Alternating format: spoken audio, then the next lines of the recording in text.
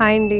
ఈ పైన క్రీమ్ చూసారు కదా, రెటినాయిన్ అనేది యూజువల్ గా ప్రిస్క్రిప్షన్ గ్రేడ్ ఆయింట్మెంట్ అండి. అయితే దీని ఇంతకు ముందు కూడా స్కిన్ కోసం వాడేస్తే గ్లాస్ స్కిన్ వచ్చేస్తుంది, పోర్లెస్ స్కిన్ వచ్చేస్తుంది అని చెప్పి బాగానే వైరల్ చేశారు. సరే అది పక్కన పెడితే ఇప్పుడు తలకు అప్లై చేసుకుంటే జుట్టు కూడా ఎక్కువ వచ్చేస్తుంది అని చెప్పి మళ్ళీ చూపిస్తున్నారు. దీంట్లో ఎంతవరకు నిజం ఉందో చూద్దాం. అయితే ఈ రెటినాయిన్ ని అలోన్ గా వాడితే ఏమీ రిజల్ట్స్ ఉండవండి. మినాక్సిడిల్ తో కంబైన్ చేస్తేనే రిజల్ట్స్, హెయిర్ గ్రోత్ ఇంప్రూవ్మెంట్ కనిపిస్తుంది. సో ఇది మినాక్సిడిల్ కి ఒక యాడ్ ఆన్ ట్రీట్మెంట్ లాగా హెల్ప్ అవుతుంది. ఎలాగా?